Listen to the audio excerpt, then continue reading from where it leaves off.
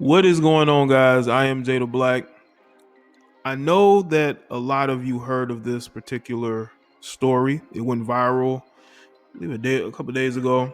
I'm just not getting to it, but it is of a confrontation that the mayor had with the commissioner in the town of Lake Worth Beach in Florida. Now, we all know what's going on. I don't even say it. Y'all already know. Y'all have seen the video, okay? Y'all seen the video. The video's here. Let's take a look at a little. I'm not gonna play too much of it because I don't want any copyright issues. Do better. There's always things. Let's get to. You're gonna keep me from talking right now? Look here. You're calling me disrespectful because I've interrupted people, but this gentleman has turned off people's lights in the middle of a global health pandemic. That's what that gentleman did. Point of order. And you think I'm disrespectful for interrupting me? Point of order. This gentleman has had the ability to do any number of things. We could have banned large gatherings. We could have closed the beach. We could have put a moratorium on utility shut off. So because he's putting this man out here who's not doing his job, who is making things worse, and he's speaking up. I gotta understand this guy, and his name is Omari Hardy. He is 30 years old, and he's around a bunch of graybeards and a gray-haired, seemingly blondie with some gray-haired woman, mayor.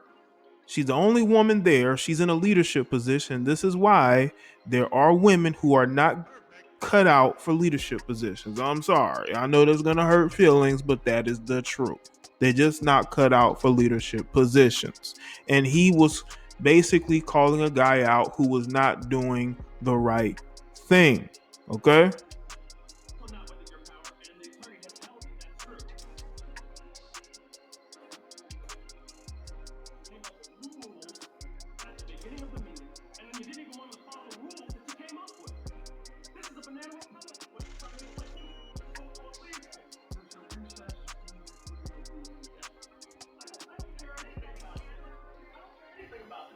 We should have been talking about this last week.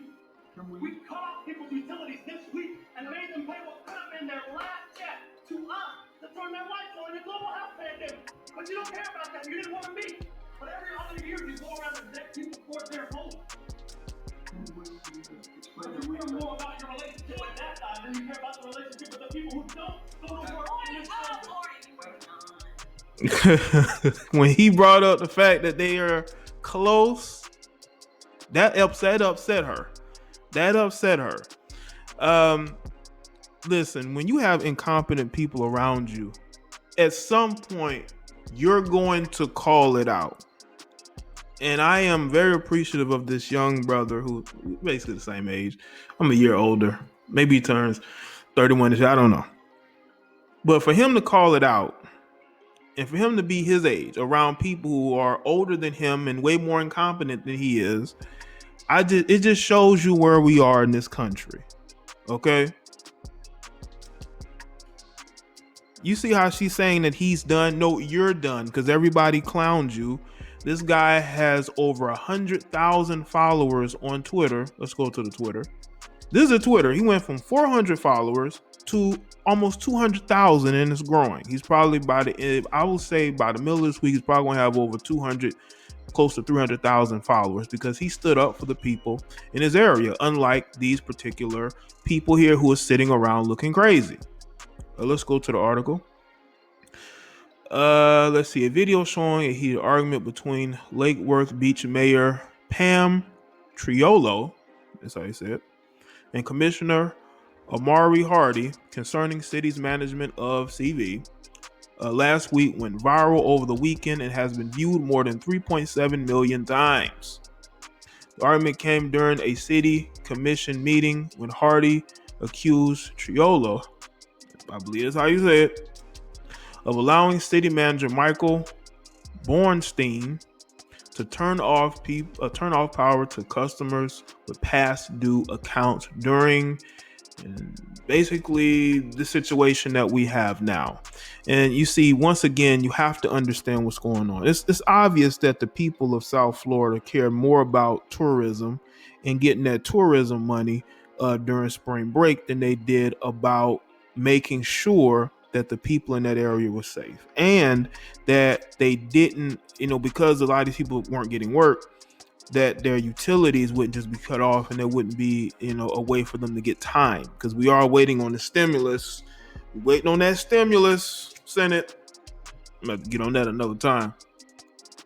So I do appreciate what he is doing in this particular situation, because he is surrounded by people who are comfortable in their jobs, and they go with what they know. They're not trying to help the people in the area. But when you have an idealistic man sitting there who has to sit there through these meetings, I can understand his frustration. I can understand that he's frustrated with this particular situation. And for her to say that he's done, no, you're done.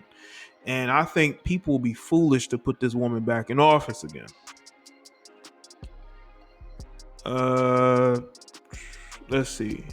Triolo and Bornstein issued statements Saturday disputing that claim. The resolution permitting her to give Bornstein day-to-day control of the city's operations amid the crisis passed the commission Thursday night despite Hardy's objection. But Hardy appears to have won in the court of public opinion based on hundreds of messages posted on Twitter and Facebook supporting the commissioner's stance. The 30-year-old commissioner has also seen a social media presence expand dramatically since the video of the dust-up was first published by the Palm Beach Post on Friday. Hardy's following on Twitter has ballooned from 400 to nearly 189,000, and they're growing. His posts on Twitter since the public spat have become retweeted thousands of times. Among those reaching out was the former NBA superstar Shaquille O'Neal, who sent Hardy a direct message commending the commissioner for a good job. It was surreal, Hardy said via text message on Sunday. Reporters from CNN and the Washington Post and other national media outlets have also contacted Hardy. Hardy wrote on his Twitter account that he was overwhelmed and humbled by the support he received, and said the focus should be on the city residents facing an uncertain future who came home last week to find their lights off or the water off at the time when water and lights couldn't be more important. Pam said in a statement the discussion around utility shutoffs had been inaccurately portrayed, and that she became very upset at the meeting about what I perceived as bullying and unnecessary attacks on the commission and our process by Commissioner Hardy. Pam said no utility disconnections have taken place since the city announced a moratorium on shutoffs in March 18th.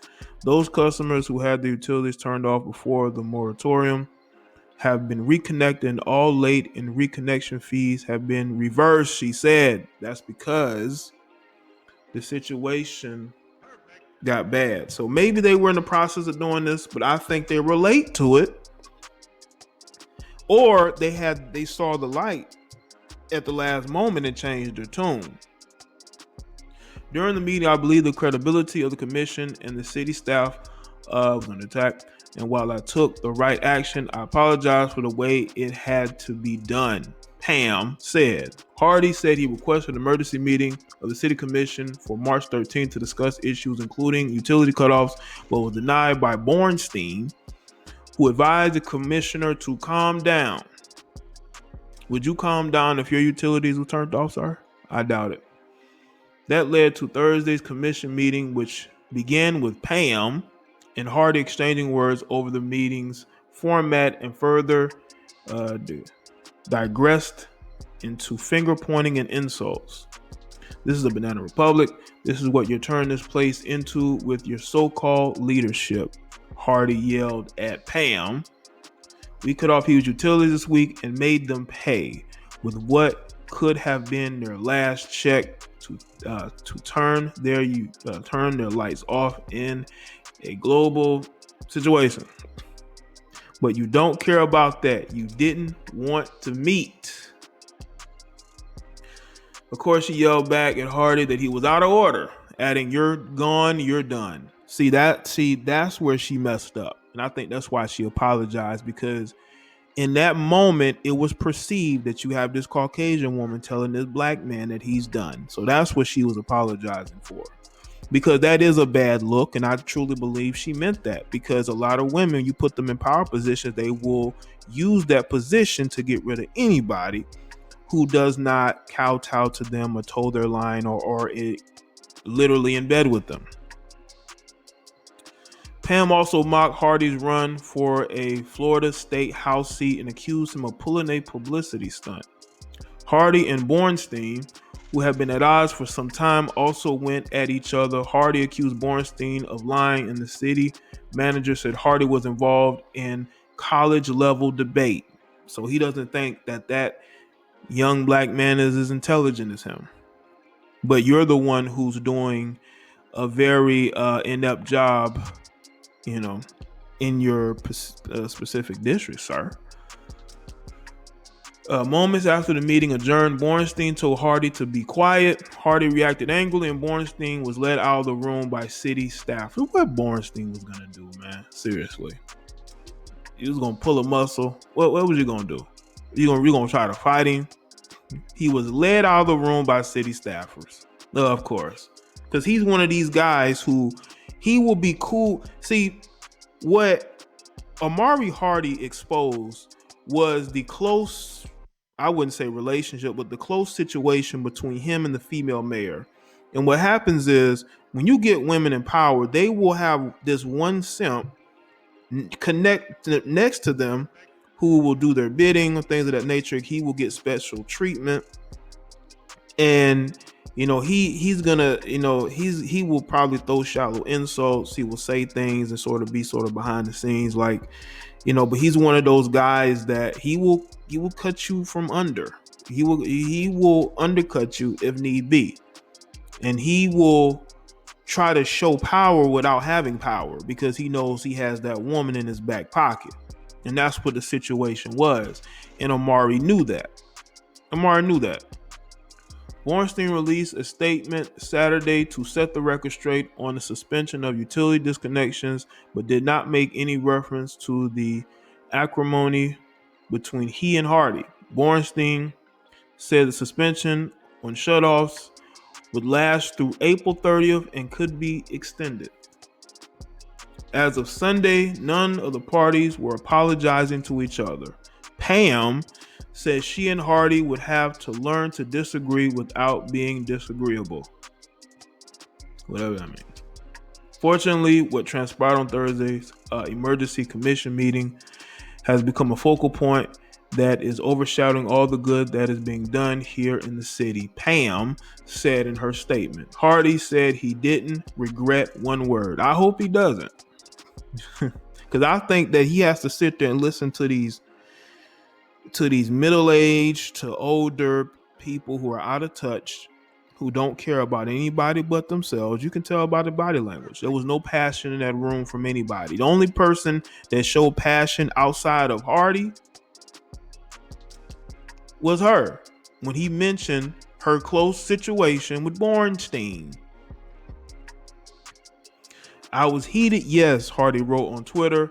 I was loud, yes, but I was trying to get across an important point that elected officials work for the people. And when the people need us, it's our job to step up for them, which is why I'm glad he did. I think this woman, you can tell by her attitude, she's a very, she's a very, I would say, she's one of these people who is very bad to work with. I think that she probably has an attitude. I think she tries to throw her weight around. I think that the only people voting for her are people who are older than she is. I don't think any of the millennials or the Gen Zers are voting for her. I think you have a lot of older Gen Xers and you have the baby boomers who are voting for her. You can tell by her attitude, she has no passion whatsoever for the job. She just has it. I'm not saying that every mayor doesn't, but I'm saying is, like in my city, we have a younger mayor. He became mayor First started, it was a young guy. Young energy is good because you get out the established, politicians in the city who don't care about anybody but themselves, lining their pockets, not really helping to bring jobs to the area. But when you bring in new energy, new blood, new ideas, a lot can happen. A lot can go wrong, but a lot can happen. And I'm glad that he didn't apologize, man. Make sure y'all go and follow him on Twitter, man. He even has the video here. Let's take a look at the comments, shall we? Let's see. Protect this man at all costs. Thanks. Kicking ass and taking names. Respect. Thank you, sir. You are the ort of politician. I think that's the sort politician we need in Washington. He's a 30-year-old man. He has a long political career ahead of him. Omari is the man. Thanks for standing up for your constituents. A genuine thank you for letting me see that my vote wasn't wasted on you. Our community deserves leadership like yours, and I'm glad we have it. He should run for mayor. I truly believe that Omari should run for mayor. I think he would win. Because he will have support outside of his particular district. He will have celebrity support. I mean, I'm not saying that he should look that way, but he'll have it. Those people donate to his campaign. He will have people in the city who like him, who genuinely believe he cares. But the thing about politics, though, is that everything could be smoke and mirrors. Everything is not what it seems. And I'm not saying that he probably is perfect, but what I'm saying is this. When you're right, you're right. When you're wrong, you're wrong. And I truly believe in that particular situation, he was more right than they were.